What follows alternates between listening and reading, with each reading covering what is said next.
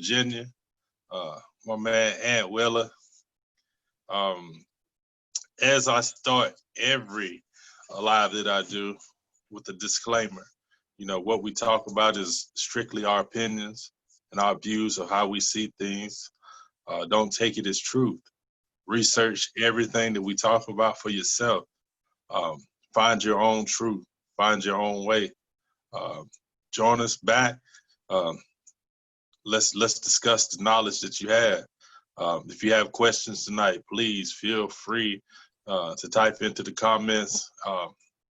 Even if you don't have a question, if you got a statement, please make a statement. Hopefully we'll get those on tonight. What's going on, B? Yeah, what's good, man? What's good, man? What's, everybody's brother Brian, AKA that Silverback. No, today, we supposedly did this on Friday, and I apologize. My vibe wasn't right, but at the same time, I think it was the reason why I didn't. Because this topic is big, and this topic is, it's important to a certain extent. We're gonna have hopefully, King Tut jump on today so we can get a broader mindset on this, and we're gonna jump in, man. We're gonna jump in, a three-headed monster. That's what we do. Go ahead, Ed. Go ahead and put yourself in, man. Introduce yourself. Hey, man, just me again, man. D. Anthony, man, out of VA. This brother invited me back again, man. The last time that we spoke, man, it was on fire. The brother dropped some serious jewels on me, made me think about some things. And I'm excited to be back, man. Thanks for, invite me again, gentlemen. All right, so today's topic, what is the black man's role here in America?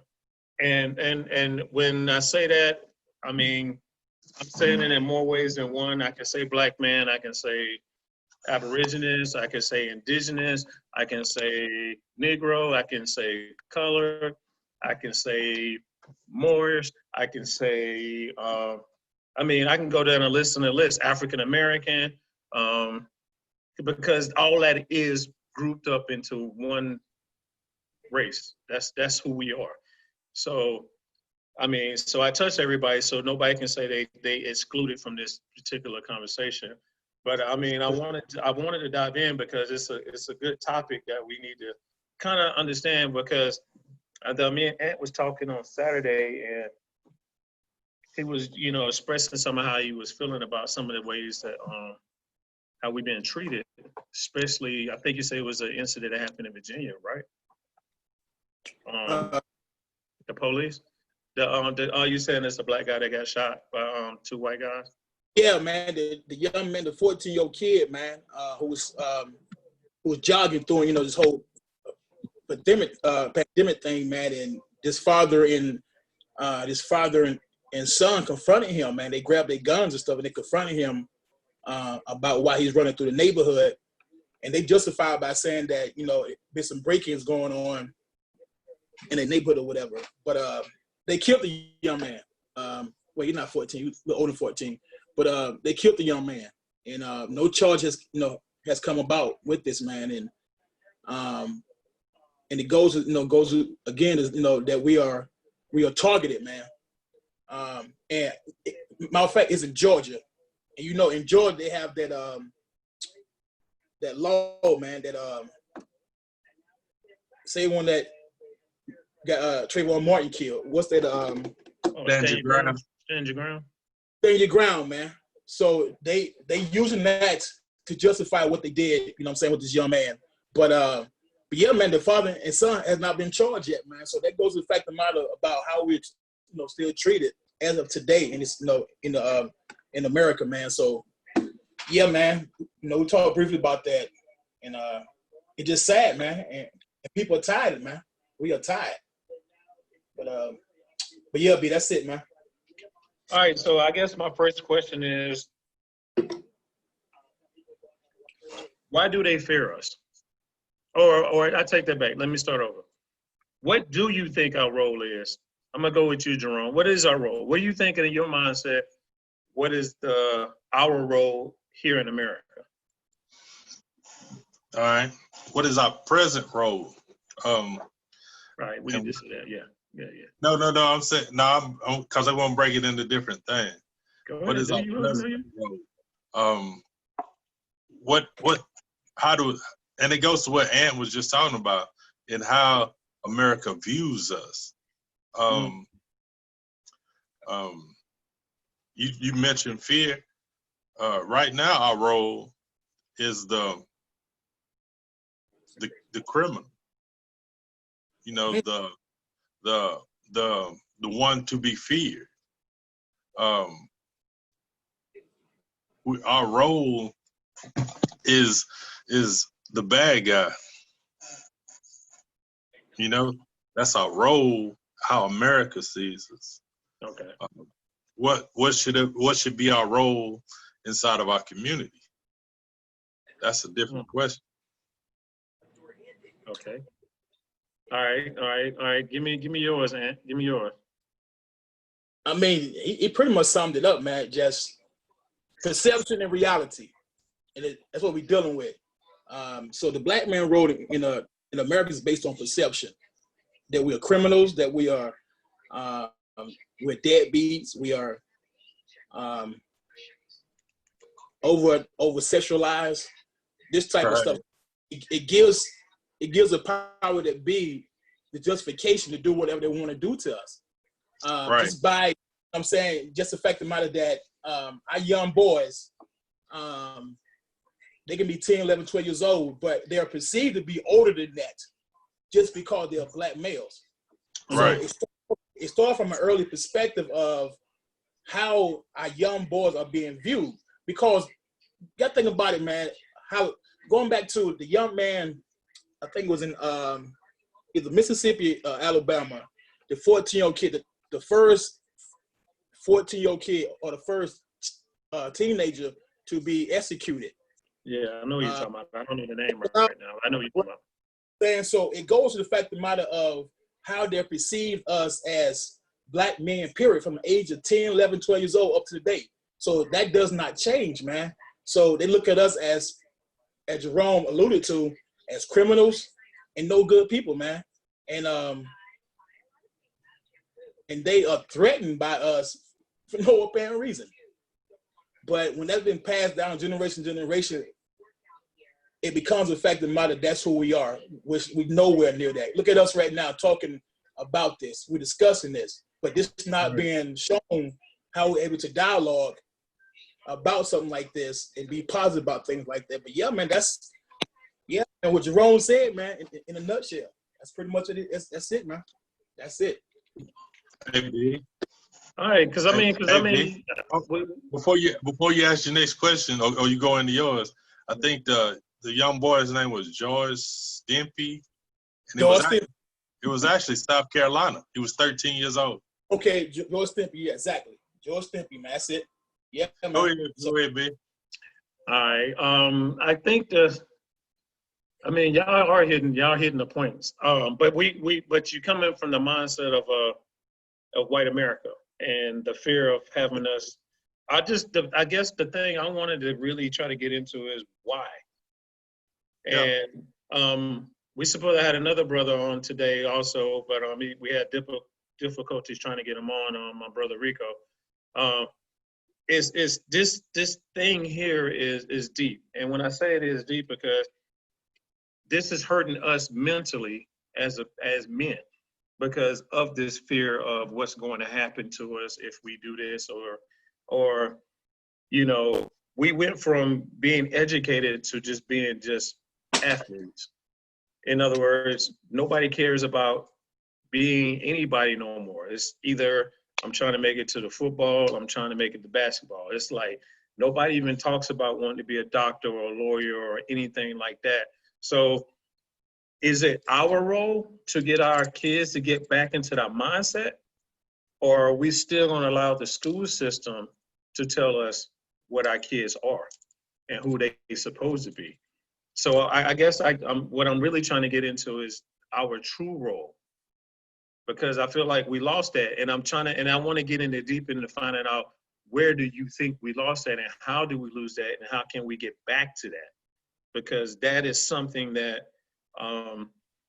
we have to. And the reason why I'm really coming at y'all with this, because it was interesting, because me and my son had a conversation, and he calls me father. And we was happened to be watching a movie, and the dude was, it's like, yo, my father's died, but the dude was like, that's not your, he might be your father, but he's not your dad. And my son was like, what's the difference? And I'm like, a father is the sperm donor. Coming from a Black perspective, because white people totally look at it differently, Yeah. But I had to break it down as a father. Yeah, he brought life, and he helped bring you into life. He helped you bring you into existence.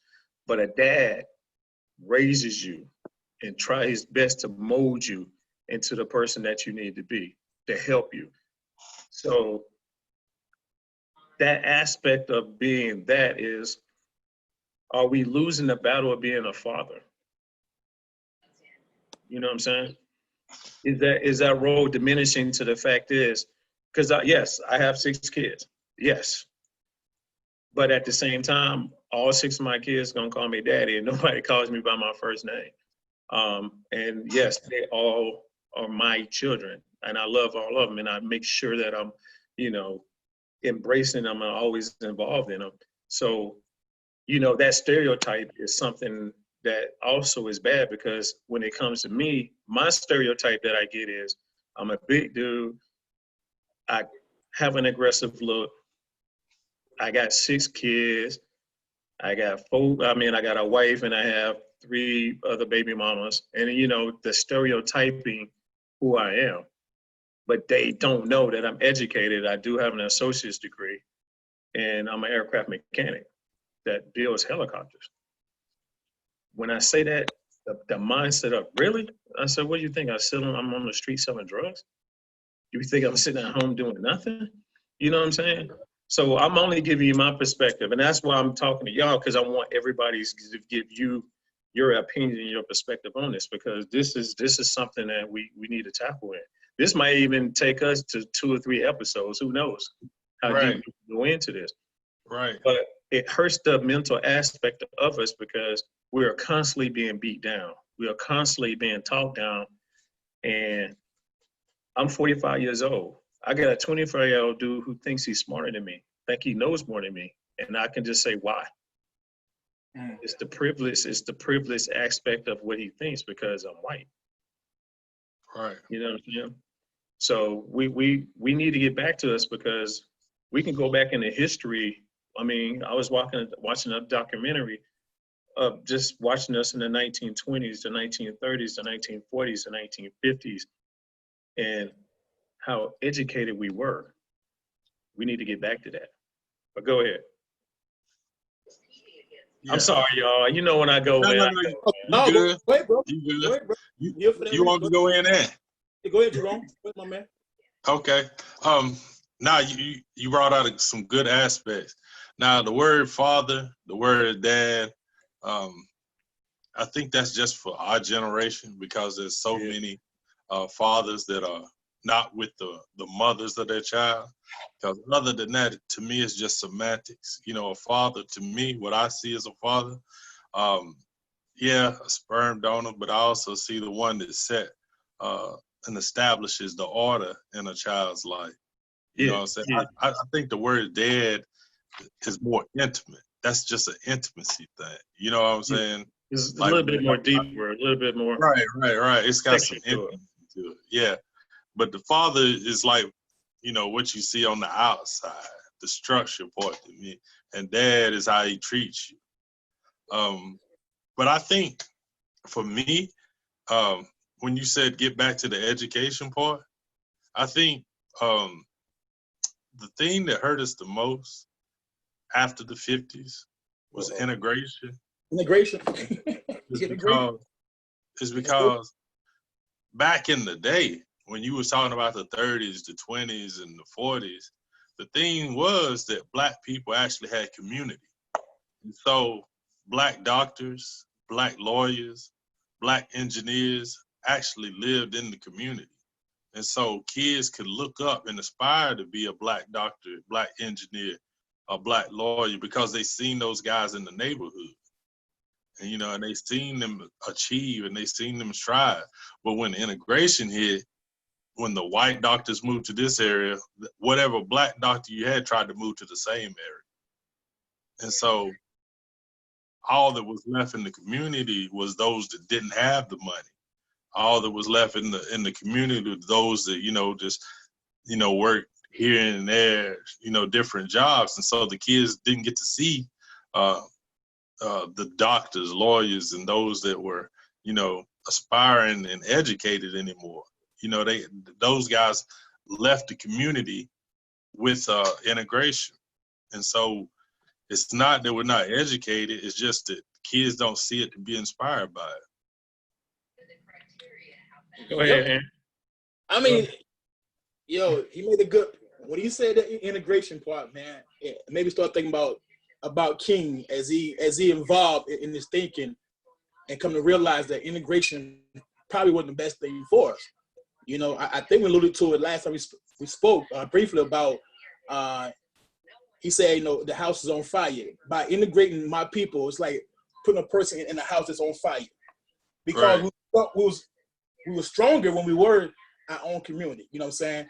Going back to Black Wall Street and Rosewood and stuff like that, man. So I'm not saying we was really educated because it wasn't, but so many of us who were educated back in the day. You got to think about it, we coming out of slavery where it was against the law to be able to read, write, you know, all this kind of stuff.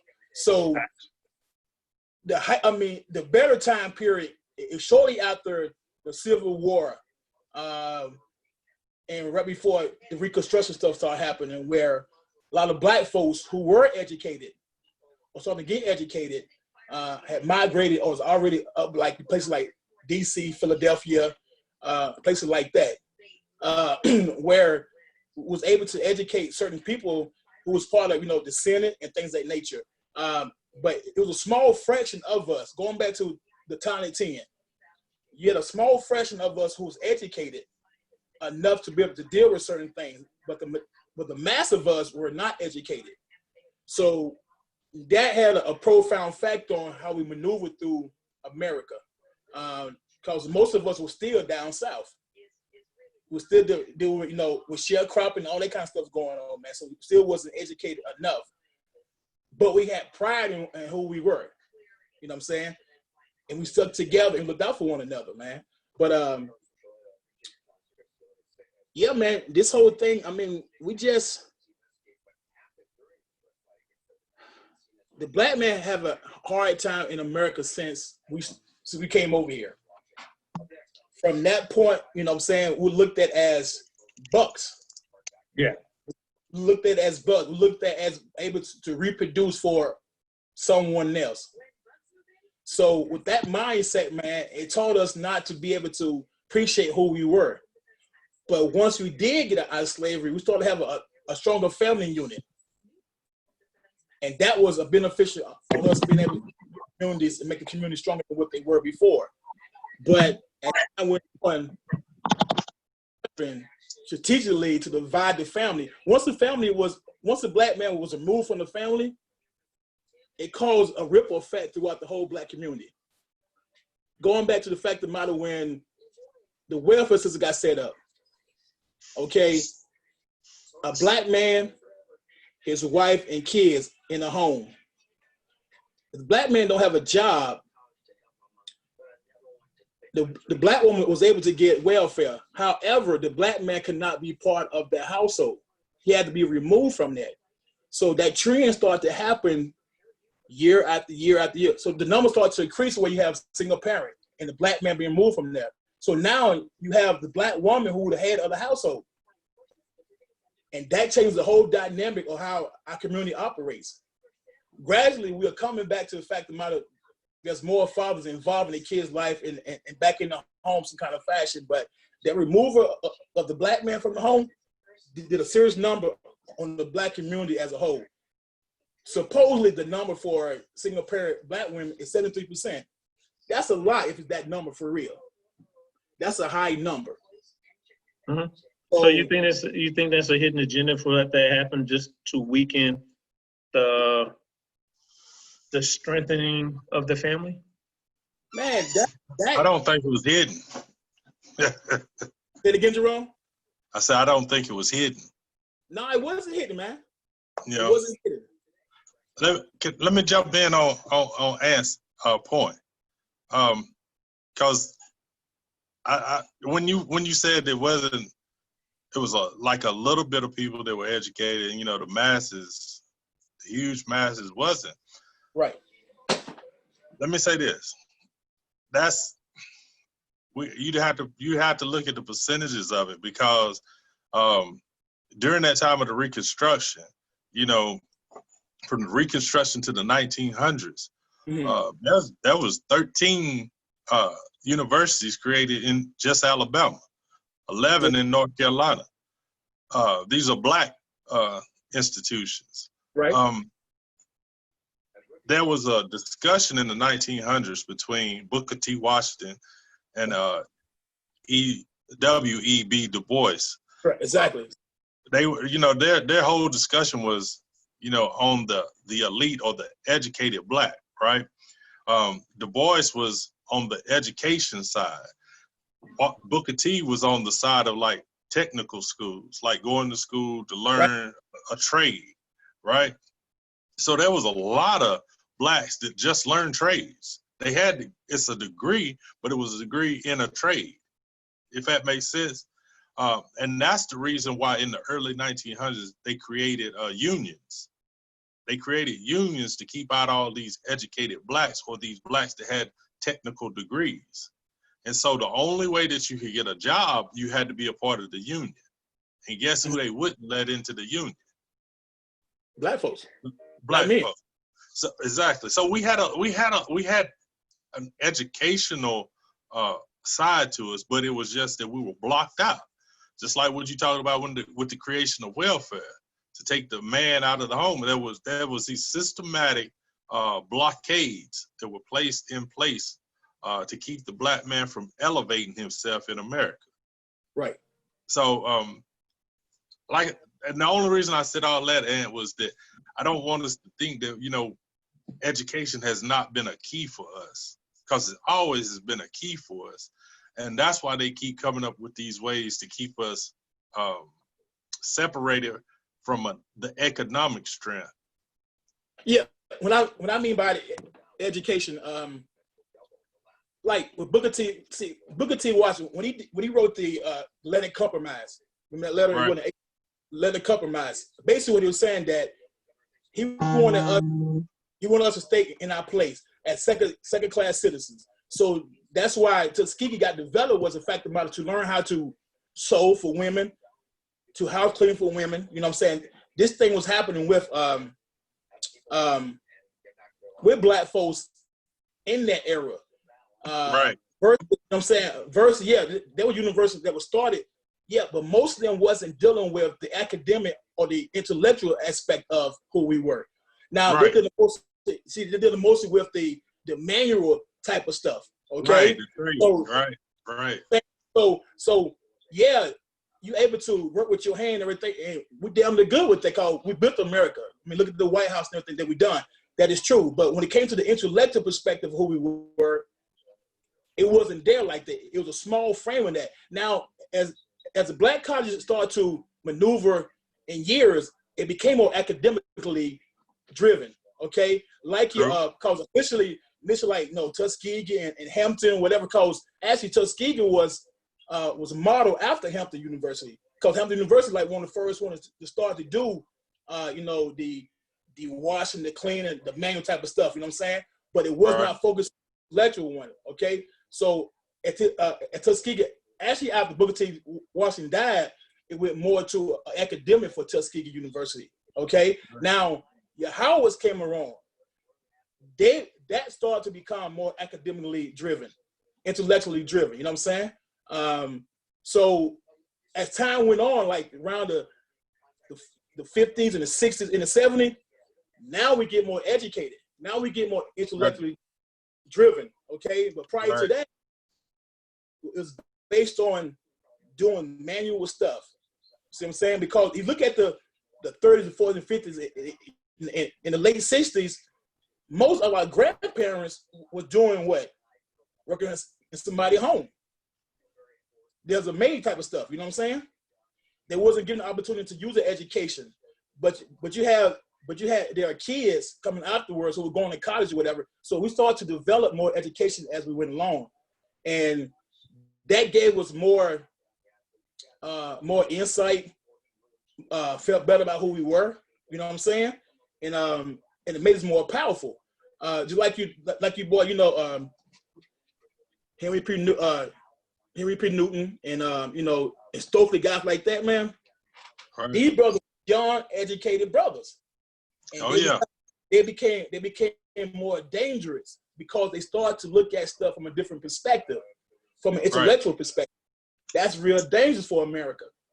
King was very dangerous. Malcolm X was very dangerous. Intellectually talented and stuff, man, became very dangerous. So we became enemy number one. You know what I'm saying? Yeah, go ahead, man. I just went there. Go ahead, man. So I'm gonna ask y'all this question. This is so I guess I guess I asked this question. Has religion actually weakened us? Has it weakened us as has it taken away what we supposed to be as? Does it play its role? I could say that. Let me say that. Because it's kind of hard for me to say it and not, you know, be, I guess, offended in a certain way. But has that been a weakening factor of a black man role here in America? I mean, I missed the question. Ask the question again. I'm sorry. I missed the question, B. Has religion been a weakening role for the black man in America? I think so. You want me to answer that? Yeah. So what? Go ahead, Jerome. Go ahead, man. Go ahead. Yeah, I answer that. Why? Yes, it has. Because why? Because the role of the black male has been placed to the back. Because all black women need is King Jesus. You know, they don't need a man to help them through life. They don't need a man to solve their problems, because why? They ask King Jesus and he solves the problem. So the man's role has been diminished, because if he's not a stronger believer than her, then she doesn't respect him anyway. Ooh, dude, that's deep. Go ahead, Ant. Go ahead, Ant. You gotta look at it, man. The majority of people in church are black women. Yes. Right. The parishioners in church are black women. Look at our mothers, grandmothers, aunts, uncles, whatever. I mean, aunts and cousins, sisters, whatever. The majority of people in church are black women. Yes, And the head of those churches are black men. Now, that's as far as it goes, as far as the dynamic of the black man in religion, okay? Because I had an uncle, man, you couldn't pay him to go to church. You couldn't do it. He just did not feel comfortable going into the whole church thing, man. But I think that has played a tremendous role in the weakening of the black man's role in America. Interesting. I like this because I see where we're going. And the reason I asked that question is you did make the big point of it is more females that's into the church. And like you say, it takes away I could use me as an example because I was big into the church. And the minute that I stepped away from it, me and my wife we was boom, because I didn't want to go. Why you don't want to go? Why are you listening to this? You letting that stuff brainwash you, you know? And okay, this right here is black magic. It's so many things that I get, and I just say, okay. It's just something that I wanted to do. It's something that it just led me not to do it because as much as you go into church, it can help you if you somebody that's seriously hurting and seriously need attention. I guess I look at it as a hospital, and then once you get well, you walk away from it. But again, I'm just giving you my opinion. All right, Jerome? I'm just giving you my opinion because I know where you're going with it. All right, but hey, Randy, I do see Randy Jackson. My bad. I see that, but that is true because what his question was is when the mercenaries came to Africa, they had a Bible and we had the land. They said, "Let us pray." We closed our eyes, and when we opened, we had the Bible and they had the land. Right. Exactly. But yeah, and it's funny that Bishop Tutu, he actually Bishop quoted Tutu. that. Yeah, but see, here's the thing too, man. This is what I want to say about religion. Religion is if that's what you have, you know, it's for you, right? Yeah. But you gotta understand this. If you have it in place of drive, you have it in place of ambition. You know, it's like whatever is gonna fall from heaven is what your life is gonna be. Then it takes away your drive in life. You don't drive and you don't aspire to those things because you think they're gonna be magically handed to you. So it denotes a drive that's inside of you. And if the person that you with, like I said, don't feel that you're equal to that man that they go see every Sunday, that man they go see every Wednesday, then there's a different level of respect that they have for you. If your wife respects your pastor more than she respects her husband, then the dynamic of the relationship is already thrown off. Yeah. Wow, that's interesting. Man, see, initially the church wasn't developed initially for religion. It was used as a common place to come together to talk about ideas, talk about ways to get us out of what we're saying. You know what I'm saying? So when the slaves came, when Africans came to America and became slaves, or brought to America, or stolen to America and brought over here. Right. When they had every Sunday with their time off, and this time for them to worship. And if there was a black preacher in the midst of things, he can preach, but there's always a white pastor, a white person there to oversee that. So of course, as time went on, the churches were developed for a social thing, man. As far as coming together for ideals or whatever, they hid, you know, the worship and religion kind of stuff. They use that to cover up what they really there for. How can we come out of what we're in? How can we empower ourselves? How can we start jobs? How can we start, you know, schools and everything else? So the church was built for that reason there. Initially, it wasn't built on religion, man. No, it was built on social, man. But as time went on, it became more so to the fact of more religious stuff, man. Okay? And that became, the pastor was one of the most important people in the black community. Of course. When your grandmother or your mother invited the preacher for dinner, he got the big piece of chicken. But I mean, but the reason why I'm saying that is because, I mean, we've seen throughout history that, especially Christianity, and I mean, you can actually say Islamic too, because Islam has its dark secrets too. But majority of what we're talking about is, especially here in America, we have to really stress on Christianity because of how it changed and took what we were as indigenous people, whatever deity or whatever religions or whatever we did to worship or give praises or spiritualness. They took away our spiritualness and turned us into religious people. In other words, how you are, whatever you do is what you do. Now is you have to do whatever is in that book. So in other words, rules got put into play and it stripped you from who you are. And that's the thing about what we are, is we don't know anything.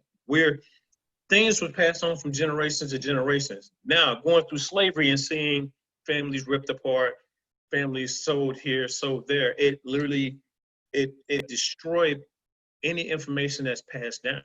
Mm-hmm. And I think I could say the English was smart when they did that, because people obey you when they don't know where they come from. Or people, especially if, say for instance, I'm from Gaffney and I got taken away and I got moved here to Philadelphia. I don't know nobody here in Philadelphia. My language might not be what people up here talk to, because again, we're looking at a different tribe. And then also we do have to look at Africans that were brought over here and whatever language they're doing. So communication is basically a none. So what I'm saying is I think religion to me has yes, because it made us weak as people, because we'll take that, slap me on the cheek, and I give you my other one. In other words, it'll put us into a protesting mode versus when we strike back because that's what has happened to us. I'm not promoting violence, y'all. So if anybody goes and say that I'm promoting violence, no. I'm saying what we were is the versus what respect we level. You don't walk into, and it was no way in hell you can say you can walk into Africa or even walk here in America and took over without a fight. I'm not gonna believe that. I'm not gonna believe you came here and you sit there and religion literally changed us and weakened us, because we see the weakening effect of how they infiltrated 2 continents with 1 religion. 2. Yeah. Here in America, and then we see it happening also, what happened, well, actually 3. I forgot about saying South America too. So let me say something, B. Huh? Let me say something. Uh-oh. Because you're getting your flow on. I think a lot of time it's because people don't understand the difference between spirituality and religion. See, with spirituality is about connection. It's about how you connect with the universe, how you connect with the earth, how you connect with your brothers and sisters, right? That's what spirituality is, this connection. What is religion?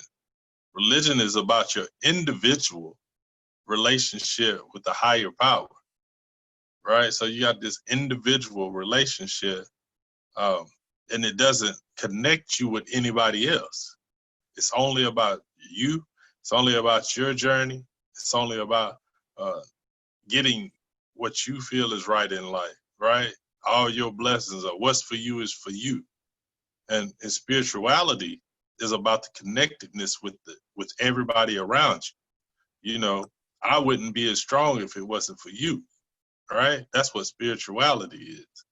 And so that's what's weak in our community, is we lost touch with what spirituality is. It's not a belief system. It's not a book. It's not a dogma. You know, what it is the connectedness, you know, so above as beneath, you know, that's what it's about. But we've lost that as a people. And so because we lost our connectiveness, not just to the universe, but to each other, that's why it's hard for us to move forward. That's a good point, man. You made a good point. Wow. We got to think about, man. We come from, let's say, based on, for argument's sake, we all came from Africa. And okay, probably you got to do that, okay? We all go ahead, brother. Okay, and the majority of us probably came from the West African part of Africa, and from that perspective, see, a lot of people don't know that 1/3 or a little more of Africans that was stolen and over to America were Muslims. Right. A lot of them was Muslims, and the other portion was Muslims, not Muslims. Muslims. You got to understand, they're different, but we're keep putting them in the same thing. You got Muslims and you have Muslims. Okay. Muslims are your black Islam, and your Muslims are your Arab, your white. So Yeah. go ahead. Okay, Muslims. Muslim, yeah. Okay, so you know what I'm saying? I'm gonna do this Islam. Okay, so but the rest of our folks were dealing with ancestral stuff. You know, our parents, our grandfather. We dealt with ancestral stuff. If you go down to Hilton Head in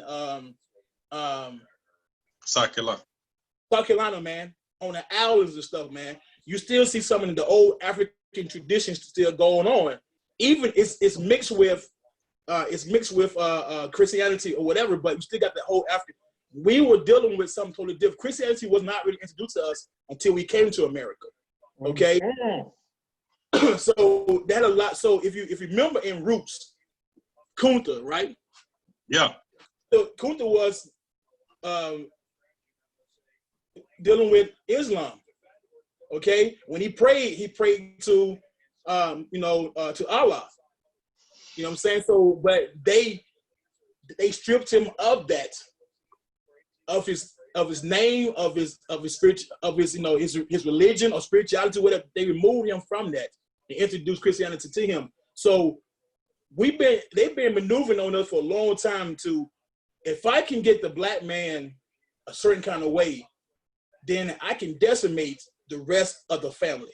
Okay, as black men, we gotta take back our position in the family.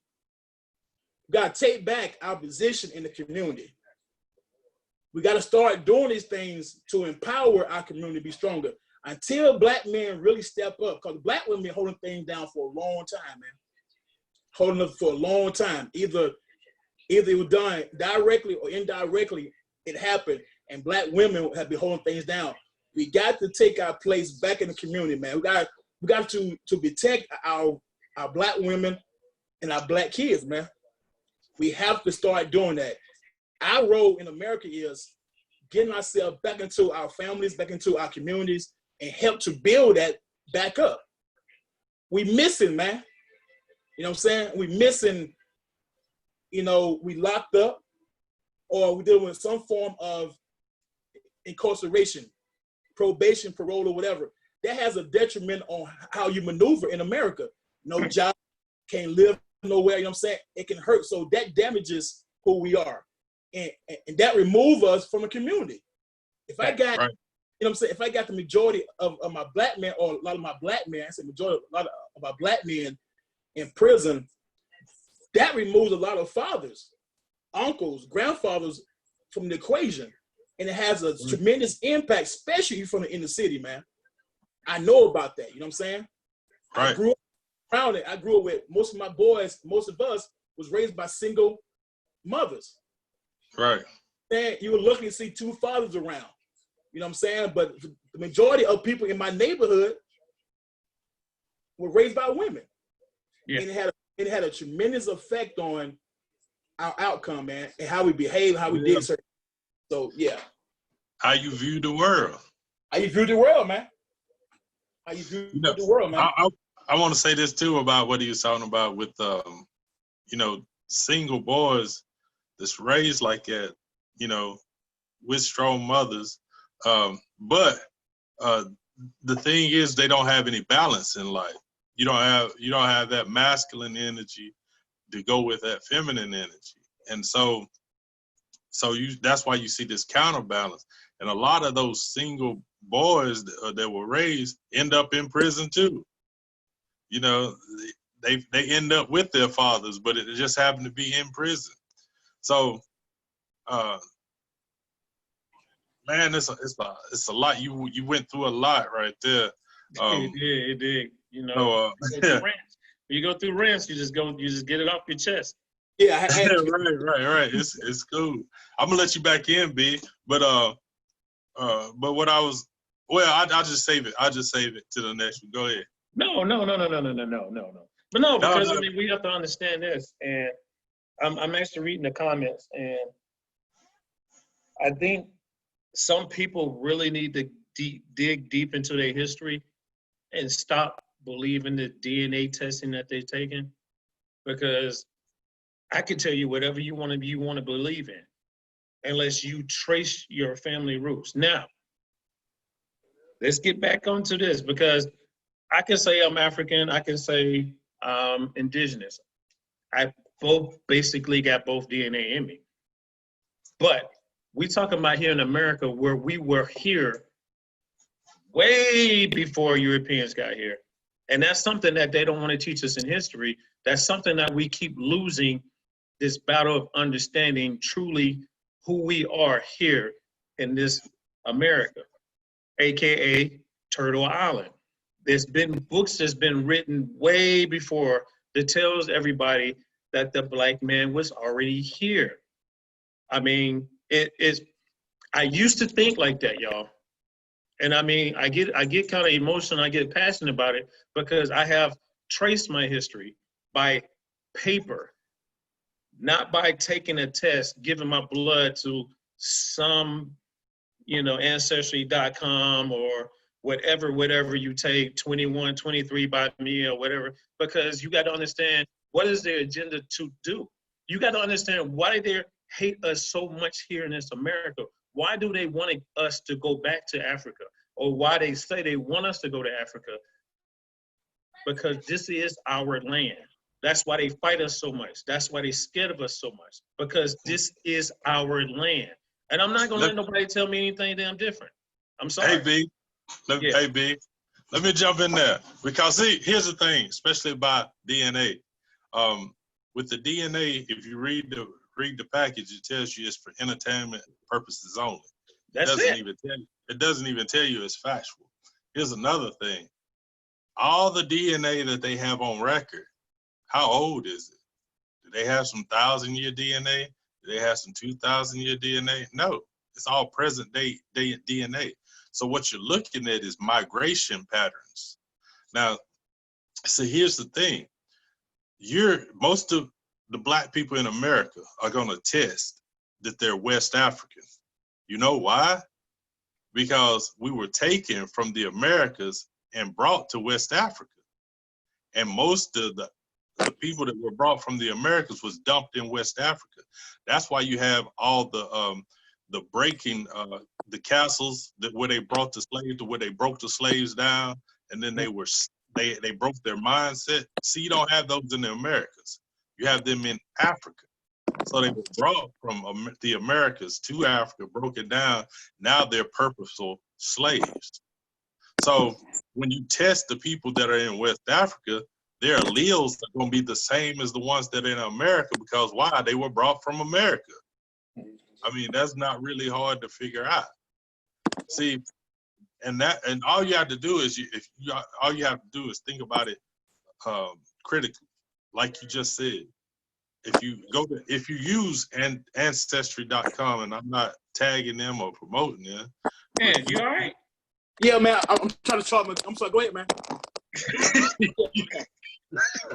You can follow the paper trail, and you can follow it all the way back to see if you actually came off of the ships. And most people that follow the paper trail find out that their families didn't come off of ships, that their families were already here in the Americas, actually own things, and that's what you'll find.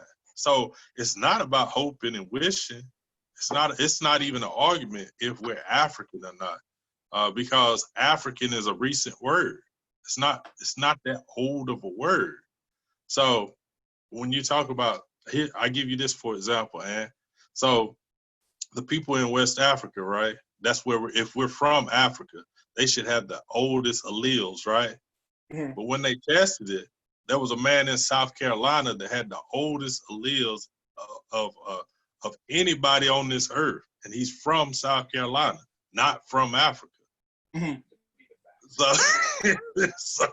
So his family has older bloodline than anybody in West Africa, anybody in Nigeria, anybody in South Africa. So how would we explain that if we're all from Africa? And And I'm saying, I'm not saying that we all didn't start there. Okay. But we gotta think there's millions of years that we've been around. Right. So right. there's a lot of migration that's happened. Right. We've been in the Americas for at least 100,000 years. Okay. That's provable. We can prove that. They can prove it. They've already proved it for us.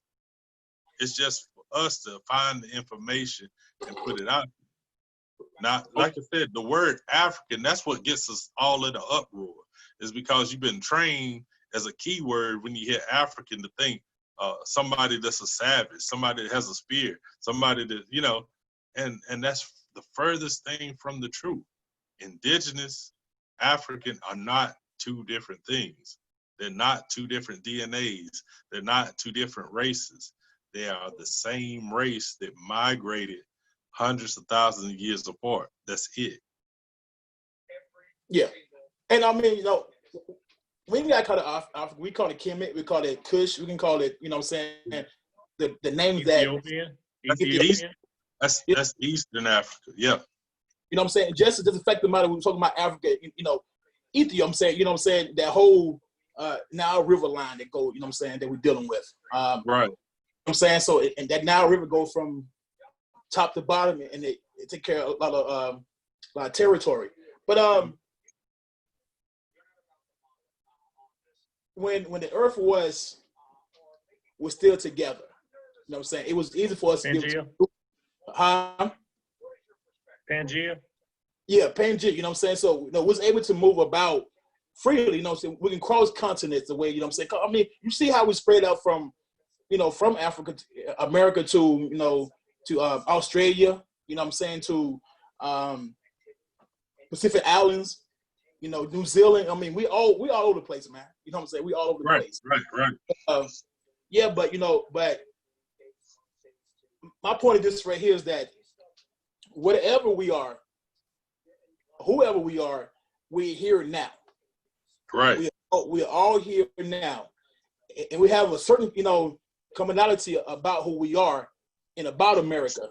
And we pretty much dealt with some of the same shit no matter where we come from racism to, you know what I'm saying, institutional prison, all the kind of stuff that happened to us. Now, with that being said, we have to find a way to take whatever we come from or whatever and bring it all together to be able to impact our community and our families right now. You know what I'm saying? Right. Going back to the top of their hand, our Black man role in America. Our role is to get back into our community, back into our, you know, into our families, and help build it up, help strengthen it again, help our Black women out more. You know what I'm saying? Be more present for our Black women. Be more present for our Black boys and girls. We just got to get back into our community, man, and help lead this thing, you know what I'm saying, the way it's supposed to be led. You know what I'm saying? Going back to, let's say, the civil rights time, we was tight then. You know what I'm saying? The Black family was kind of still intact, man. All right? Then, you know, the feminist movement came about, and that pulled a lot of Black women from the civil rights movement. Oh, well, you touching something there. That's sensitive. That's sensitive. It removed a lot of Black women, you know what I'm saying, from civil rights. Now you have the talk of empowering women, which the white feminists and the Black feminists, two totally different things, man. Two different genders that was going on. But when you have that going on, it changes the dynamic of the Black family. You know what I'm saying? Right. So we got to get back into our role in the community, our role back into the family, man. And that's our role as of right now in America. I feel it though. You know what I'm saying? Go ahead, B. Ha ha ha. All right, y'all. And you're right. But what we need to do is recondition our mind. We need to refocus on other things than money. We need to find ways to get back, because when we say I was educated, because what you're saying in technical, you know, I'm a tech guy. I have a technical associate's degree. My associate's degree is aircraft maintenance. I'm good with my hands. I'm a mechanic, which is education too. It is a trade. It's a trade that got me. I'm still working, doing this whole, pandemic, this bullshit anyway. Pandemic. But what it is you still have to find a foundation, because at one point in time I was lost. At one point in time I was walking on quicksand, and I kept giving up on myself. Now, my dad was constantly pushing me, but at the same time, my mindset was like, man, I ain't even trying to hear that. I'm trying to find ways to make this money, because you gotta understand, I was a father. I had 2 kids in high school. So, you will look at it as a death sentence, to be honest with you, because of the mentality of, I didn't really know who I was, but then at the same time, I brought life into this world. Right. You know what I'm saying? So, right. So what we got to understand, but it takes time. And the fact is, what I'm trying to say is, don't give up. Don't quit. Now, is my past perfect? Hell no. Have I done time? Yeah. Have I done prison time? Yeah. But at the same time, it's not going to quit me from doing who I have to be and what I have to become. Right. It took me, say, in the last 5 to 6 to 10 years to understand who I am. And I think that what we need to understand is who we are first. And when you first love yourself first, everything else will fall into place. And that's something that what we have to do as Black men is stop letting everybody else tell us who we are. Yeah. Let yourself tell you who yourself is. Let your inner man tell you who yourself is. Stop letting your ego run the show, because your ego basically gonna have you chasing things that you don't need to chase. So I think that's what we first need to do is we have to love ourselves. And once we start loving ourselves and understanding who ourselves are, Good point. Then everything else falls into place. Everything balances itself out. Because Go ahead. because you starting to ground yourself, and then once you ground yourself, that means you're building a foundation. Once you build a foundation of who self is, everything you start building on top of that. You're building, and you're building, not even knowing that you're building, but that's what happens. And I'm a prime example. We're doing this right now. You couldn't get me to talk like this 10 years ago. I'll probably tell y'all to kiss my ass. Why? Because I was, you know what I'm saying? I was on a lower self, a lower level of who I was. You know, I was following somebody else versus following me. You see what I'm saying? Yeah.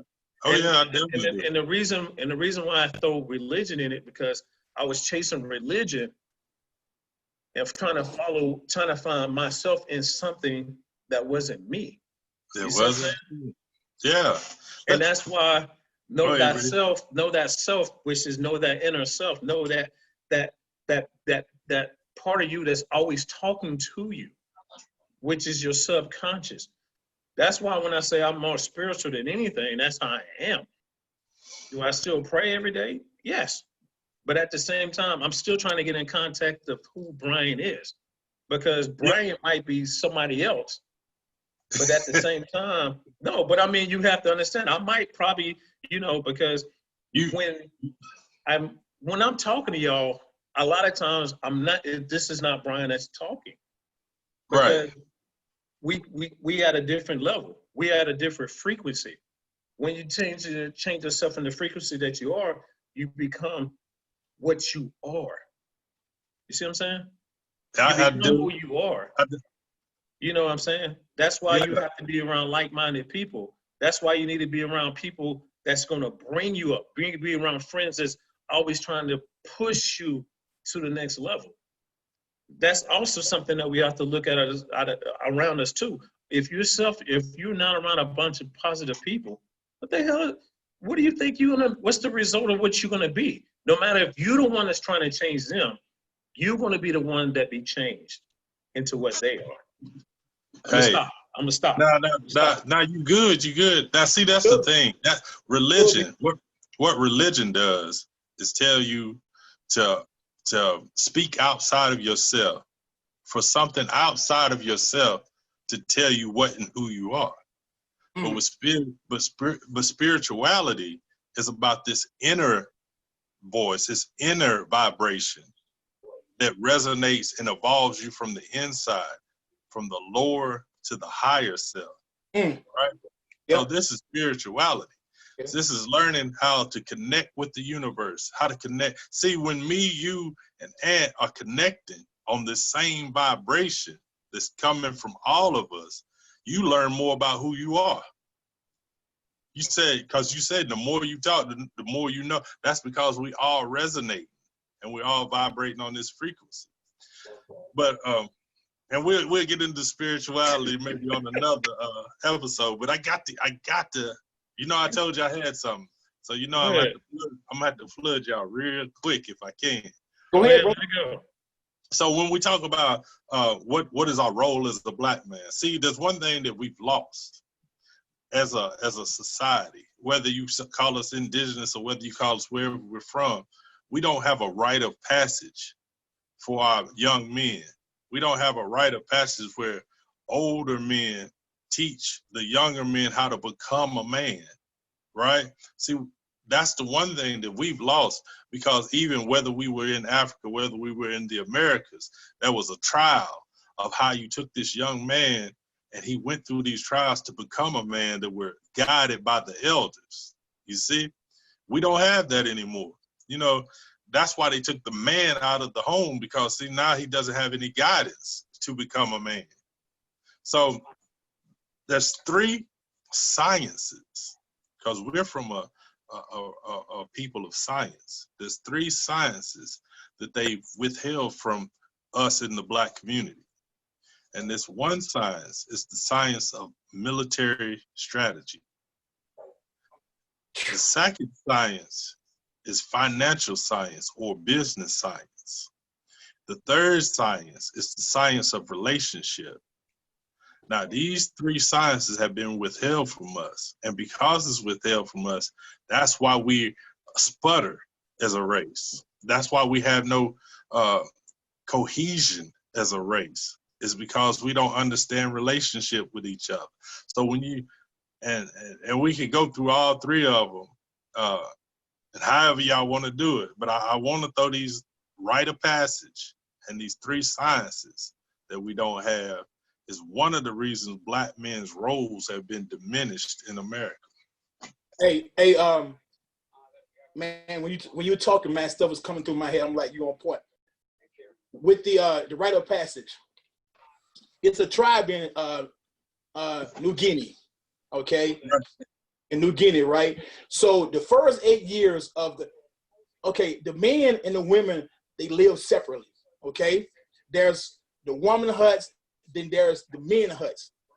The first 8 years of a young boy's life, he lives with the women, and they teach him certain things as far as the femininity about whatever. As soon as he turns 8, it's a rite of passage. He leaves that hut and spend the rest of his life with the men. Because a child needs both developments when it comes to be developed. They need the woman and the man, boys as well.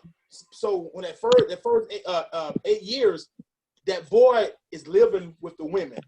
That second 8 year, from 8 years on, he lives with the men, and they teach him certain things about how to be a man, how to hunt, you know what I'm saying, how to track everything else, man. So you're definitely right. We don't have that rite of passage no more where we're teaching young men how to become young men, okay? Because a lot of us older men never was taught either. So we don't know who we are. As B alluded to, we don't know who we are. How can we pass it on? A couple of years ago, I started a nonprofit called MOCA, Men of Change Academy. It was going to focus on young men from age of 11 to 18 years old. That's a crucial time period where young men have to learn certain perspective of life. You know what I'm saying? And we got to get back to the rite of passage, but we got to be able to help develop the men that we got right now. Because a lot of us wasn't developed well. including myself, I'm learning things after the fact, years later, through trial and error. You know what I'm saying? Through trial and error. Right. And I mean, and some of the men in my neighborhood who wasn't raised by their fathers or whatever, who was older cats, teaching me the wrong stuff. Right. You know what I'm saying?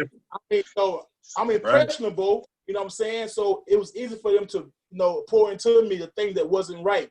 And I took that stuff and I ran with it for many years. You know, I wasn't the best father I could have been, or the best son or the best brother I could have been, because I wasn't given the certain tools to be like that. Exactly. So what you said, Jerome, is so on point, man. And we have to develop them sciences as you talked about, man. We got to develop them sciences. All great empires have those type of sciences going on. Yes, you know what sir. I'm saying? You got to have these. You got to be able to protect what you have. You know what I'm saying? Sir. You got to be able to develop what you have. Yes, Okay? sir. So we got to have them sciences, and we got to have, as B alluded to, spoke well about, that we got to find out who we are internally. Now, y'all call it spirituality. I may call it consciousness. Okay? Same thing. Either way, we deal with vibration. Okay? Right. And as you're speaking, man, my uncle sent me a book some years ago. This is the book right here, man. This book right here is very deep, man. Notes of the universe. We're connected, man. We're connected. Sir. You know what I'm saying? I mean, check out our DNA and everything else, man. The carbon and everything else. It's in the atmosphere, it's in our bodies too, as well. That's right. That's you know right. What I'm saying? So B made a good point. We got to find out who we are. Right. You know what I'm saying? I don't think anything about me is outside of who I am. Most of who I am is within myself. That's and I right. gotta go within myself to find myself. And once I find myself, I can help the next person. Each man teach one. You know what I'm saying? Each one teach one. You know what I'm saying? So, yeah, man, you made a good point, Jerome. Damn good point, man. Yes, sir. Yeah, I mean, the science. I'm all into the science. Let me tell you what religion has done to you. Religion has told you that there's a mark of man, there's a mark of the beast, right? That is 666, right? But it's interesting enough that in science, 6 protons, 6 neutrons, 6 electrons makes carbon. Yep, make carbon. So carbon is what you are. You're a creature of carbon. So you're the beast that this religion talks about. So I mean, it's funny that the most oppressed people on this earth is supposed to be the people that are freest, But our mindsets, man, they took away our mindsets. Like I said, these 3 sciences, and I'll say them again: the science of business, the science of relationship, and military science was taken away from us because that's why we don't organize ourselves in business. We don't organize ourselves in when I say a military structure, that's the same thing as like a voting platform. That's the same thing in politics. That's the same thing. Why we don't protect each other as far as the judicial system. Because we haven't learned how to come together as a military and use military science to take back our positions. That's a good point. What you got, B? I don't know, man. I'm sitting here. The vibe that I get off of y'all, man. And like I said, sometimes when we do this, a lot of times I'm dropping notes and mental notes on myself because I'm speaking to people that's older than me. So y'all are my bigger brothers when it comes to this. And I mean, I have actually, I seriously look up to Jerome because he has helped me through a lot of things when me fighting off of religion. Because trust me, I mean, we done had some deep talks. Oh yeah. It was me wrestling with self. Right. And once you start wrestling with yourself, you're growing and not knowing that you're growing. You know what I'm saying? In other words, I stepped to another level because it was something that just kept just knocking like this ain't something ain't right. Something is right. Because if you get deep into the word, you start seeing things and it start talking back to you.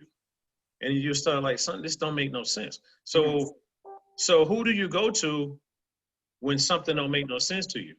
You go to your pastor, or you go to your Sunday school teacher. And if they can't answer that question, you then you're at that puzzle, you at that crossroad, like, but if you don't know the answer to this, so why am I following you then? If everything in this book, I mean, trust me, y'all, I'm not against, if that's what you do, that's what you do. I was in it. Let's see. Let me say this. I was a Sunday school teacher. I was a Bible school teacher. I prayed for this is just being real with y'all. I was doing so much craziness when I was into the church that I actually prayed for peace. I prayed to be by myself. I prayed so I can work some things out within self. And guess what happened? I did 6 months prison time on a charge that I wasn't even supposed to do any prison time. But it was that peace for me. It was a time for me to sit back and just let me be who I was. And this is back in 2002. Yeah, this is back in 2002. Now, it helped. It started showing me stuff about me because I got deeper into the word, and that's when I started challenging people. I ain't gonna lie, y'all. I go at you. I go after you when it comes to the word because it was just so much about it. But let's get off of that. But what I'm saying is, as I grow, I became a better father. Again, I had 2 kids when I was in high school. By the time I turned 21, I was already on number 3. I'm 45, and my youngest is 10. But right now, I can tell you now, I evolved, and I keep moving up to another level. If I'm the same person I was 10 years ago, why are we even talking? Right. You know what I'm saying? If you're that same person that you was 10 years ago, if you go back and look at yourself and you're the same person, that means you have done nothing. You have not grown. You might have grown in age. That's your body. That's not your spirit. That's not your inner man. Your inner man is old as who knows. But at the same time, you have to evaluate yourself. You have to understand it. Either you want to stay in a stuck mode or you're going to want to get out of it. And what happens is that's when you have to tap in within yourself. Now, that makes me stronger black man because I really want to keep my family structure. I didn't care about family structure then. You see what I'm saying? I was just having kids. I wasn't the dad. I wasn't the pillar. I wasn't that foundation for my kids to ride on my back and say, Dad, take me and show me. I have a 27 and a 26-year-old. Now I'm that structure for them. Now they call and say, Dad, this, Dad, that. Dad, I need advice on this. I can do that. I couldn't do that 10, 15 years ago. Right. Because I didn't know who I was. I didn't know what my purpose was here. Right. So I wanted, because right now, I'm talking to 3 black strong men, to me, that I feel like comfortable to have a conversation about a topic like this. Right. Because you're not gonna just talk to anybody because you're gonna hear some answer and you'll be like, man, I don't wanna hear that. You're not even on that level. Right. So in other words, my inner man, the frequency that we on draws me to you. And then do I take advice? When y'all talking, that's advice for me. That's why I want to put it on a platform that we're doing right now. That's why we have a 3-Headed Monster podcast, because we're promoting, this is advice. I'm right now, it's helping me, so I feel like it should be helping everybody. And it helps you within yourself. Because a lot of times when you speak, you're literally speaking out, but it's actually hitting you back. Because a lot of times when you're not, Vibrant. once you're out of your ego phase, man, you'd be amazed how deep you can get. So being on here with y'all motivates me. It makes me want to do more, especially somebody who's been diagnosed with post-traumatic stress and been dealing with depression since 90, 93, 94, 95. Right. This takes me out of that mode of being in that label, you know what I'm saying, mindset of saying I'm that, because I can talk to y'all, and then when I feel like I need to, I'm frustrated, or I feel like like Friday, I called Jerome because I wasn't feeling that vibe to be on a podcast when I'm not me. Right. And then I called him Saturday because, you know what I'm saying? Because again, I needed somebody that, again, who can put something into me. So what I'm saying to everybody is, this is what we need to do as Black men. Right. Take advice from elders. Take advice from people who's on that frequency. Don't be saying what they're saying is BS, because it's not BS. It's trying to tear down that wall that you got up of, of being by yourself, or in your mindset being alone because you didn't have that father to raise you. I had a dad. Man, my dad might have done some crazy things, but in his latter years of before he died, my dad was powerful to me. You know what I'm saying? I didn't even care what he did in the past, because at that present time, I was feeling it, he was pouring out what he had left into me, and I respect that. A lot of people don't have that. You know what I'm saying? So I love this. I love this, y'all. And I say I appreciate y'all, brothers, man. Man. You know what I'm saying? This is deep, man. And then this is something that we are. And it's something that we need to start constantly banging on brothers' head. Everybody that probably looked at this, joined, and then knocked off, y'all need to go back and listen to it, because, again, we only give you our opinions, but at least we giving you our opinions and not holding back knowledge or anything else. Because a lot of us thinking that we so high that I don't need to tell you nothing. No, this is what we are. So, but let me get off. All right, go ahead, Jerome, because you're rubbing your hand. Yeah, yeah. Because when you said something, it clicked in me. Let me tell you a little bit about my background too. When you talk about religion, like all of us, if you're from the South, you were raised in church. So I've been in the church a long time. Well, I was in the church a long time. I was actually an overseer of a church, actually 2 churches, over a 10-year period. And I studied theology. But that's why I have an understanding outside of what a lot of people would have an understanding. I got to give y'all this, man, because you was talking about your inner self and your outer self and how to achieve something higher. I'm going to show our religious brothers and sisters how to break down allegories, because that's the problem. They don't know how to break down allegories to actually find truth in something, right? So let me tell you about can I tell a little story? Go ahead, bro. So that's the story of Jacob, right? So Jacob had this twin brother, Esau, right? Yeah. So think about that. They were twins in the same womb that was birthed. So really, were they twins? No, the allegory is they were one person. There was a higher self and there was a lower self. Now, the lower self knew how to get possessions of the earth, knew how to make that money, knew how to get this, knew how to get that. But the higher self was actually built for a different vibration.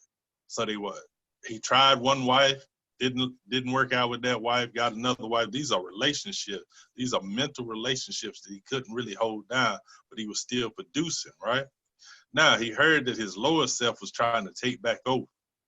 So he ran, right?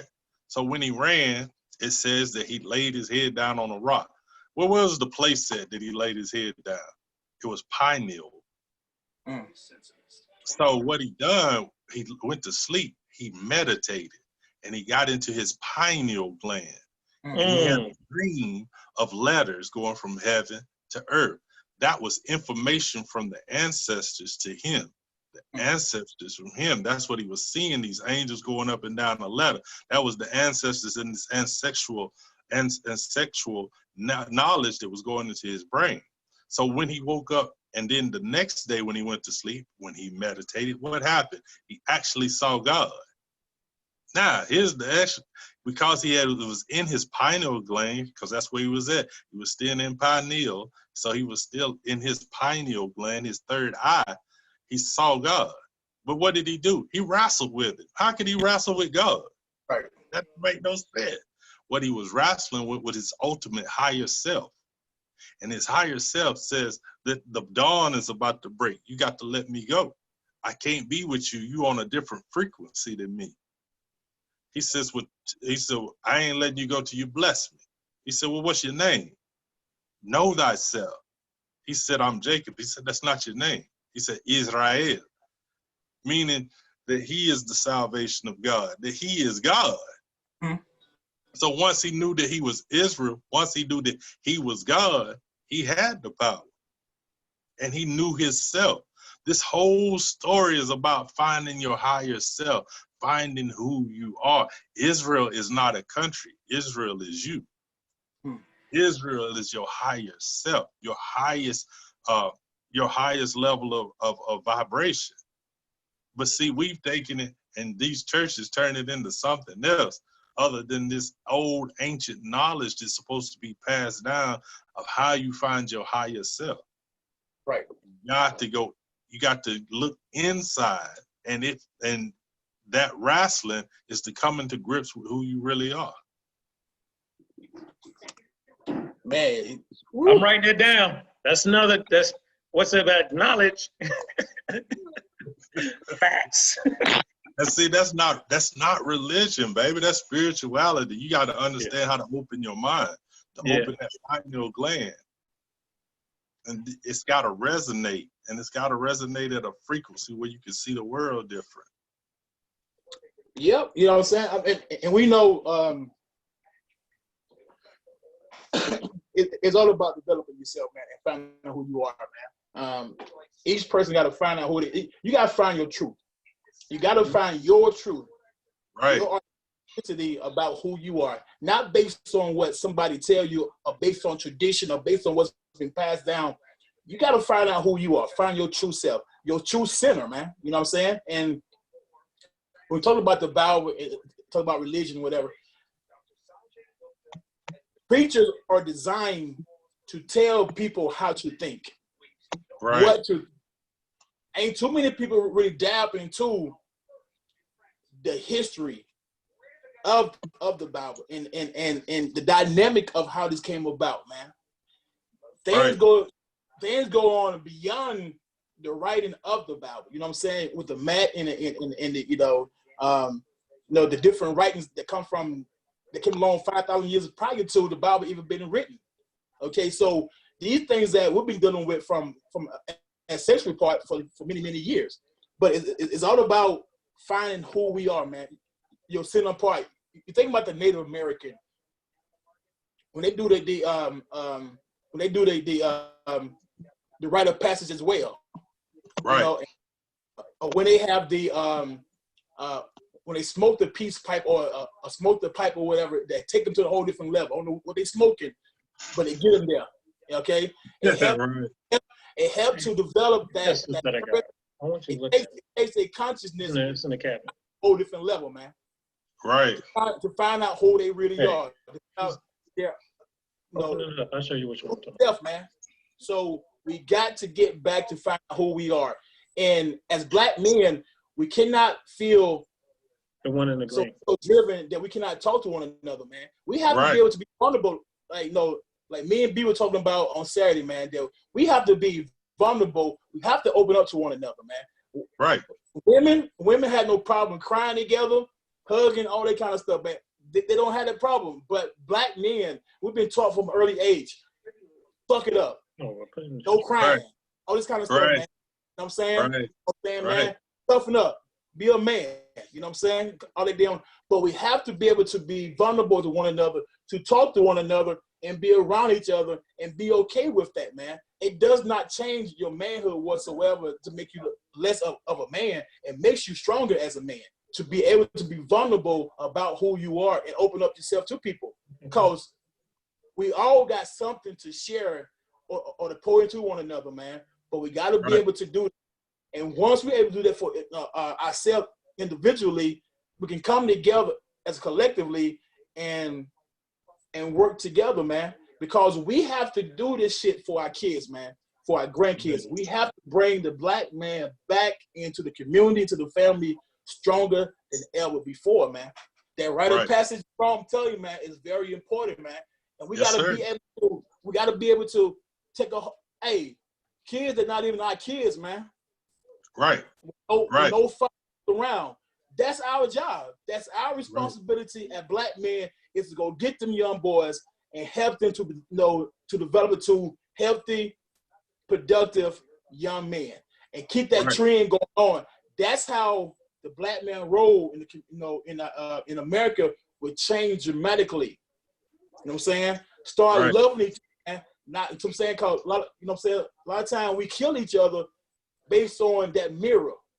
Put in the refrigerator. We see what we don't like about ourselves in the next person. So it's easy for us to hurt the next person who look just like us. We gotta start loving each other, man. Yo, you hit something when you was like, because what we need to understand is what is true manhood, what is being a man, because we have been taught wrong. You know what I'm saying? I can say I was taught wrong. Did I listen to the most positive people as I did? Nope. Was I listening when my dad was trying to give me knowledge and say, yo, you need to do this? Nope. Because it was all about chasing. It was to chase. Mm-hmm. It was all about, we thought that was manhood. That was a badge of honor. When it's actually no. It wasn't a badge of honor. I got 3 daughters. You think I want them to be around who I was? Right, me too. Right.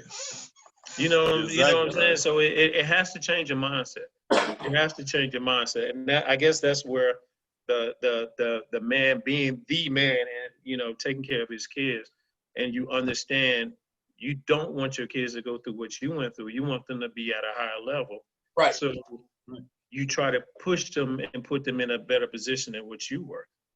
I think that's where, like y'all been, iterating, this whole time, is saying when we taken out of the house, that's something that they need us to do, because you got to understand, and this is being real, during this whole virus situation, what are they telling everybody to do? Stay in the house. When you go and you find out how the white Americans are dying faster than they can reproduce, they needed to stay in their house just to try to stay afloat, because somebody is starting to descend and be less than who they are. So what do? You fight. You got to start showing aggression. You have to be who you were. That's what they showing you now, who they were. Let's make America great again. No, let's make America what we used to do when we had them scared of us. They fear us so much. The fear of the Black Panther, Public Enemy threw it out there. Yeah. You know what I'm saying? But at the same time, we got to understand why. We keep fighting their game. We keep playing their game of chess.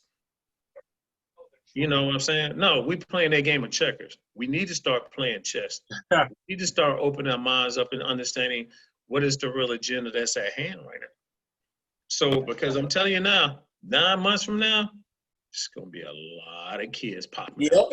It's going to be a lot of kids popping out, and that's another generation. You know what I'm saying? True. So True. Again, we need to find out who we are, and we need to know that self. Because once we don't know who we are, we're going to always stay in this lost world. We're like puppets. We don't know where the hell we need to go. So we cling on to who we think master is and let them guide us to what we need to do. Instead of saying, I need you to be an architect or I need you to be a civil engineer, let me put this ball in your hand Mm. and tell you not to go to college. Or not saying that you have to go to college, because knowledge is there. You can learn, you can actually be smart by just reading books. Right. You can teach yourself how to be who you need to be by Like a just reading a book. Yep. But it's more of, I need you to be this.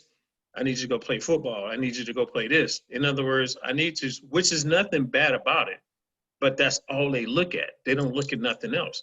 In other words, they don't have a plan, like you said, Jerome, something to fall back on. Because how many millionaires would have seen play pro ball and they broke? Right. Because they don't know how to manage their money. You Nope. know what I'm saying?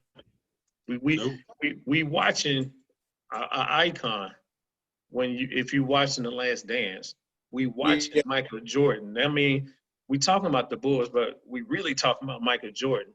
Mhm. And it's kind of like, you know, if anybody watched last Sunday and they was talking about his gambling, they was so harbored on that so much, dude. It's kind of like, dude, I didn't even care. But Right. you have to tarnish. Yeah. You have to tarnish a black man's legacy to make him vulnerable. We see that happening with Bill Cosby. We seen that happen with James Brown. We see that happen with everybody. Oprah, it's gonna happen. Michael Oprah. It's coming. It's coming. So you have to look at it as you will be tarnished. But it's us as a people to look at them as like, I see what they doing. I see what they doing. We don't do that. We just follow the norm of what they do and say, you know what, man, Bill Cosby did that to all of the women back in the day, man. But at the same time, that's what everybody was doing. Mhm. He ain't the only one. He's Right. not the only one, but because he was, you know, Cliff Huxtable, and was bringing a lot of education because it was being positive. He brought a positive show. Trust me, I still watch the Cosby Show. I don't care what you say. You know what I'm saying? Right. But at the same time, you have to tarnish it. So us need to come together and start letting them tell us who we are. Go ahead, Drew. Yeah. Because you took a deep breath. You took a deep breath. You know I got to get it down there. That's the whole point, man. We don't need validation from anybody else. We're so caught up in showing them who we are. We don't have to show them who we are. We just need to be who we are. One of the things, man, when you look at like our culture has been so disrupted, and they've taken aspects of our culture and live it as theirs. The one thing that we don't teach that the Asian cultures had kept from when they were established by African cultures is that the first thing that a child learns to do is listen. That's the first thing that a child learns to do is listen. Yep. Because once he learns to listen, he can obtain knowledge, right? And so that's a point. So when you mentioned another word too, you said master. They changed who your master was. Your master is now somebody that's invisible, that doesn't even exist. When your master used to be a teacher, somebody you could go to, and somebody that would show you the way, somebody that would show you the arts, somebody that would teach you to be better than them. That was a master. Now your master is invisible and you call on him for things that you could do for yourself. So culture and thought have been changed for you. And that's why we're in the predicament that we're in, is because you're trying to prove yourself to somebody that hates you. That makes no sense to me. Why are you proving yourself to somebody that hates you anyway? And don't even know why they hate you. They hate you because you at a higher level that they will never be able to reach. But that's only because you're designed. That's your physical design to be at that higher level. But you don't you vibrate at that higher level because you don't know who you are. You don't know who you are. You don't know who you are, man. And man, y'all made some good points, man. And They're jealous because you have the ability, but you don't even use it. you know what? Yeah. You know, it is asinine, man. Doing, you know what I'm saying? It's asinine, you know, during slavery, they treat us as though we was less than animals. However, Right. our critical thinking skills, our ability to adapt, our ability to learn, our ability to be able to take these bricks and build a White House, to build these houses. We were very intelligent. They know it's very intelligent. But when you're able to break that, when you're able to break a person down to let them know that you are stupid, you are dumb, or whatever. Take a child who 3 years old, and for 10 years, you tell that child every day, you are stupid, you are dumb, you no good. Eventually, that child will become no good, not smart, all this Right. kind of stuff. Be able to brainwash that child to be something they're not, versus them being able to build them up, man. And Right. you know, we have to be able to, going back to Jerome said, we got to pass the buck on to our kids, man, to let them know who they truly are, who they come, you know, who they can become. And we have to lead the way as black men for these black boys and these black girls to be able to see that you can do whatever you pretty much put your mind to if you tap into who you really are. Right. But we have to get our black men on the same page at an early age, man. We got to stop the divide that we got going on, man. And we got to look at that. Our greater purpose is not to shoot a basketball or, you know, or to, you know what I'm saying, or to catch a pass or hit a baseball or whatever, or even music. Our greater purpose is help to develop our community, help to strengthen our community, help to build our kids up to be more than what they think about themselves, man. You know what I'm saying? Right. Right. You know what I'm saying? You know, with my son, who's 15, you know, he's a hell of a basketball player, but that's not my focus. My focus is your education, man, to learn something beyond your basketball skills, something that cannot be taken away from you, Right. which is your thinking, your way of thinking, how you feel about yourself, how you think, your thinking process, your critical thinking skills. You know, these things have to happen, and we got to continue to pour that into our kids, man. And that goes back to the fact of our role in America as black men is to get ourselves together so we can lead our people in the right direction. We have to do it. Every other race, for the most part, men in their family community take the lead, and they work together. They work together to develop their community. They work closely together. You know, when the Asians come over here and open up that, you know, the Chinese store, one family would leave, another family would come in. They kept that thing going on. You know what I'm saying? They keep it going on. They keep stuff within their circle. And that dollar passes probably 10 times, you know, before it leaves the fucking community.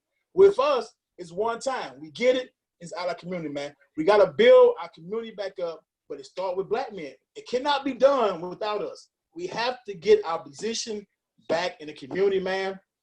Get ourselves together, man. Stop trying to chase all this ass out here. Right. You know what I'm saying? Stop doing it, man. That's not, but see, when you use for that perspective, when you use as a buck to only reproduce, man, that shit passes on.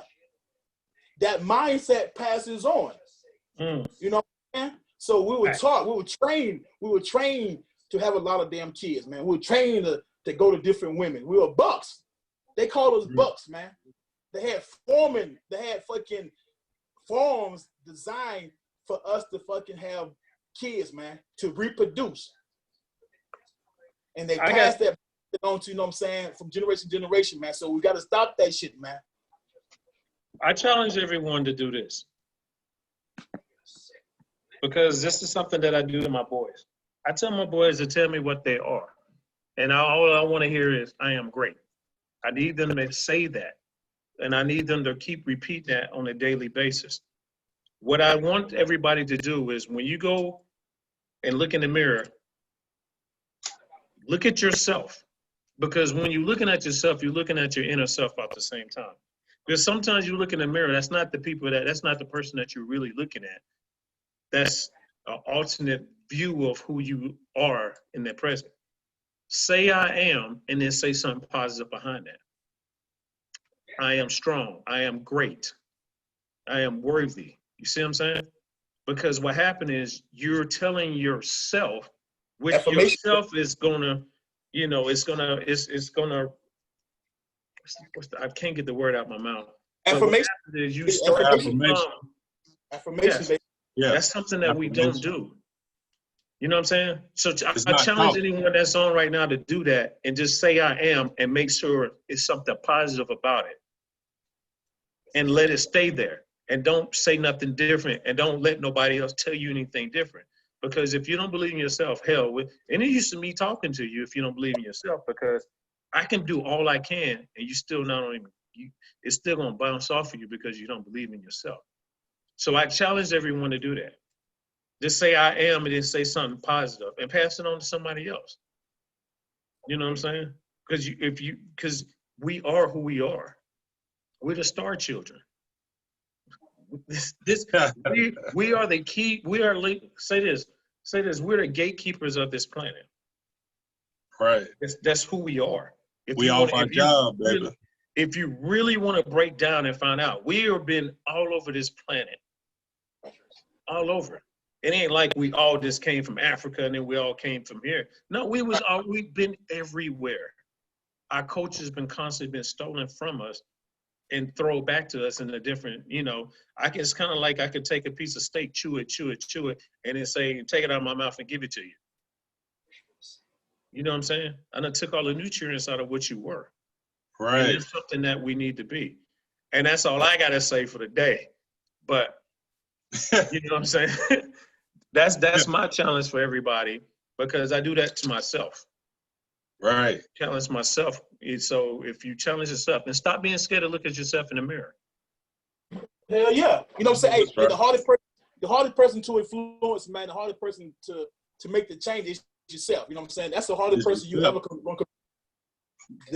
The most difficult person that you ever going to deal with is yourself. Nobody's more difficult than you are. Nobody. Because you know why? You know who you are, or I say you know who you are. You be around yourself more than anybody else. Right. So the hardest person to deal with is oneself. Everything that goes on around you is based on you, man. It's based on you. You know, it's an ancient saying. It's easier to conquer your enemy than it is to conquer yourself. Yes. You know, let me say this too, because when you were talking about the affirmations, right? Can I? Because I want to help, because I know our Christian brothers and sisters are listening to this. So I got to break down another allegory for you, right? So you talking about, so you was talking about Moses, right? See, Moses was on this backside of the desert. He was running, right? He was running from his old self.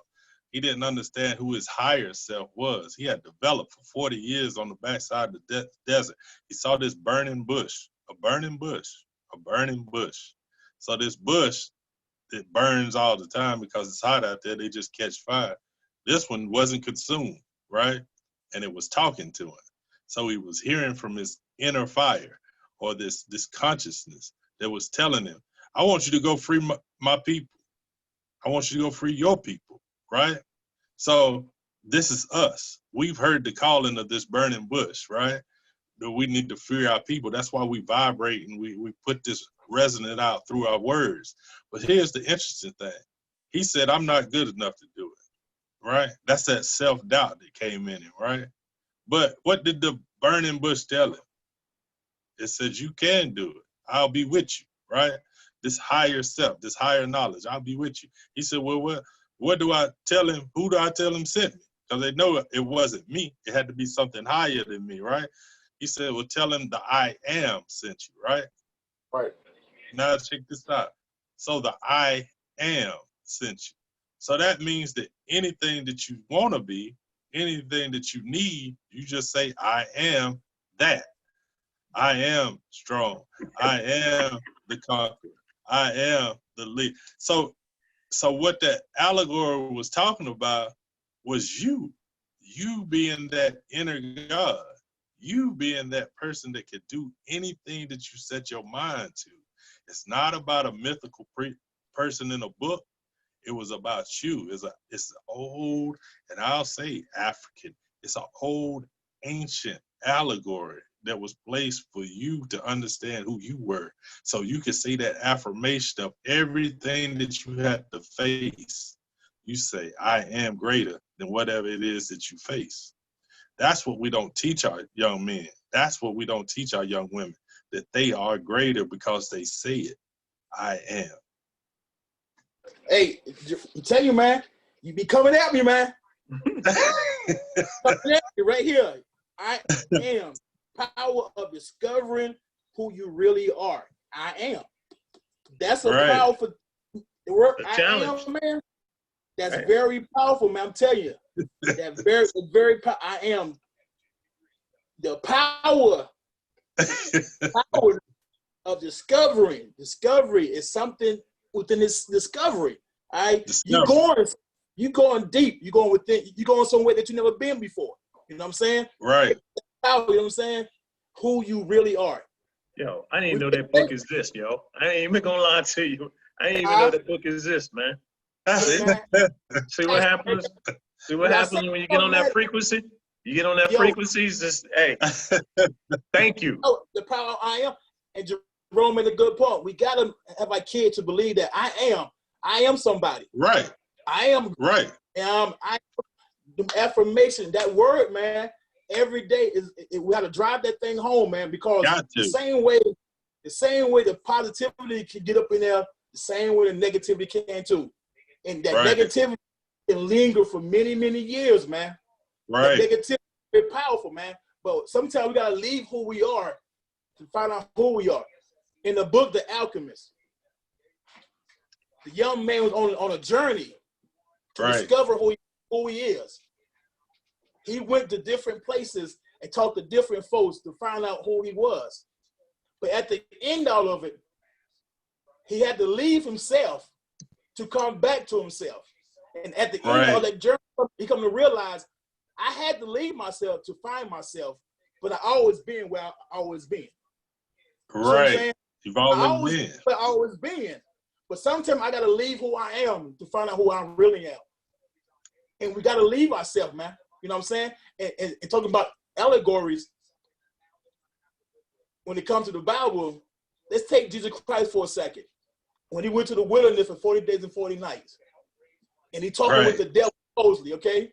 They going back and forth about what's what. But that was a moment for him. So for him to find out who he really was. He was dealing with some things too. So he had to leave where he was from to go somewhere else to discover who he really was when he came back. So I'm saying all this to say is, what you said, Jerome, that sometimes we got to leave ourselves to find out who we are, but we got to go.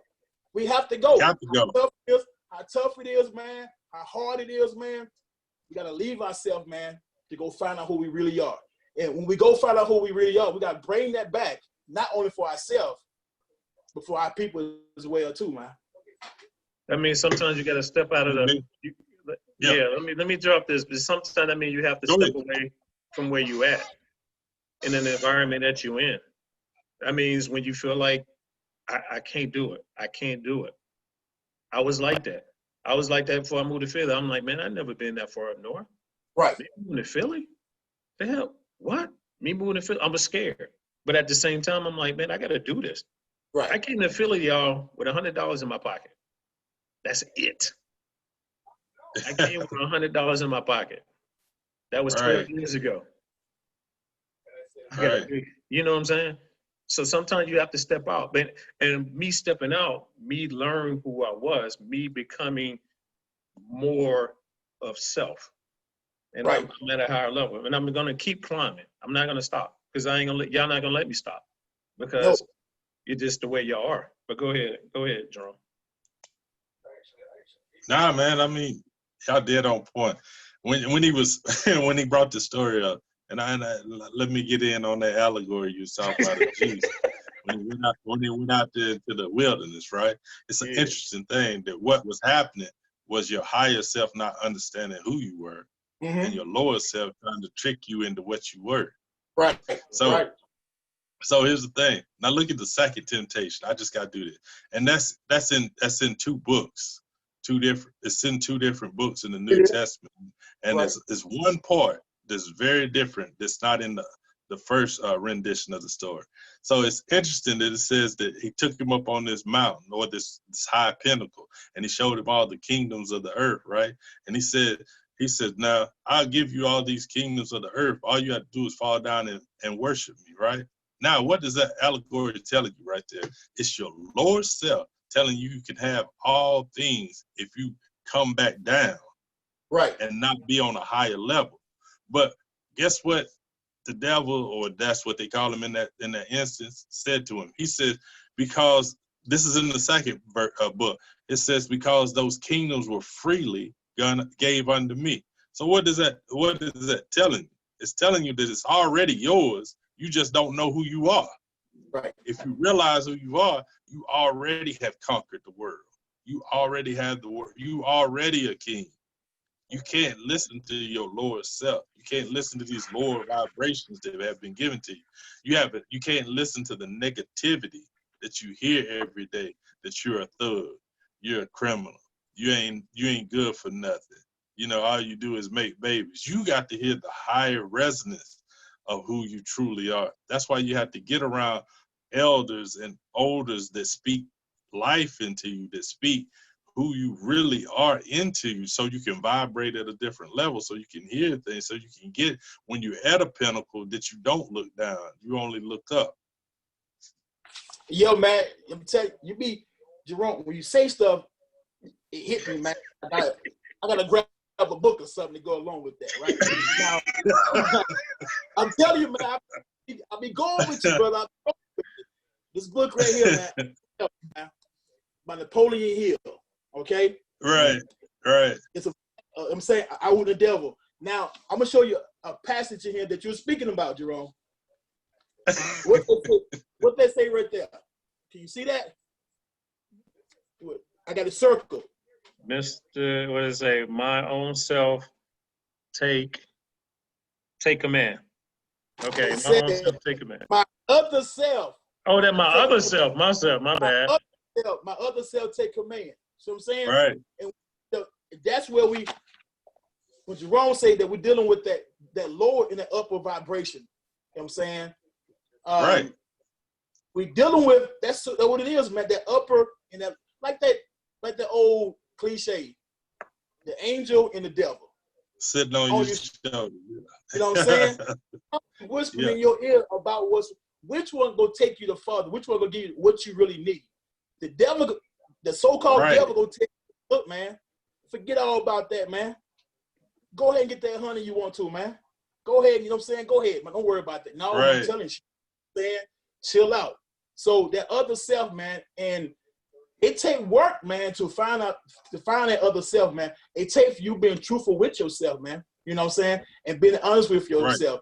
Right. You gotta break yourself down yourself to build your own self back up sometimes. You know what I'm saying? I said most times.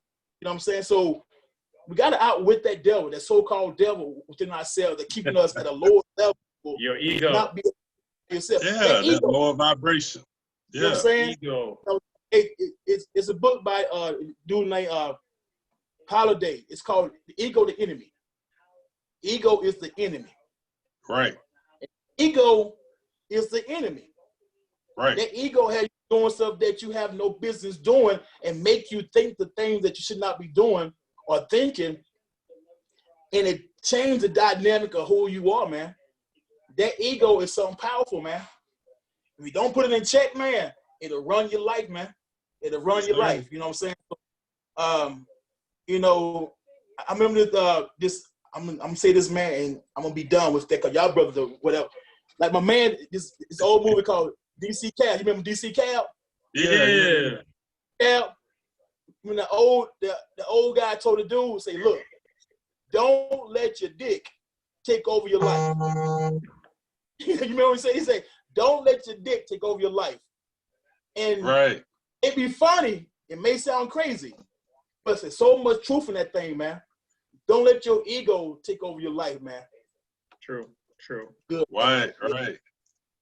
All right, fellas, we've wow, we've been on for a minute, and I hate to be on a work day because I know on a Saturday or a Friday night or a Saturday night we probably can go on for hours. So I'm gonna go ahead and wrap this up. That's why I had to be in the right frame of mind to do this, y'all. I could not do this and be on this level on Friday. I couldn't. So I appreciate your brothers being patient. I'm sorry, y'all, we couldn't do this on Friday because our normal times is Friday at 8 o'clock. I don't care who comes on. I don't even, and you can come on anytime you want, man. I appreciate it. Because, man, I'm here. and that's the thing about because it's mostly three people that's on. Most of the time it's just me and Jerome, but then it's me, Jerome, and Brother Tut.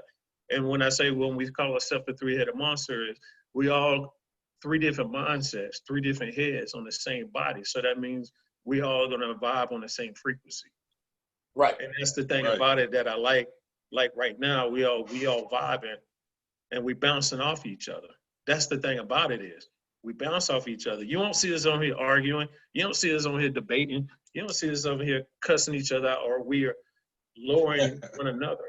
We are all building. And that's what our podcast is all about, y'all. This is the Three-Headed Monster podcast. Now, I'm working my butt off. I'm working on our YouTube page, and I'm also trying to get us our stuff on iTunes. It's some stuff that actually I thought we were on it, but I come to find out we're not. So give me about a week. We're gonna be on Spotify. We're gonna be on not Instagram. We're gonna be on Apple or iTunes. And like I said, I'm in the process of working on a YouTube page, and we're just gonna keep building. Hey, man. Sounds good, man. Sounds good, man. I wish y'all the best, man. You know what I'm saying? Hey, I come on whenever y'all need me to come on, man. You know what I'm saying?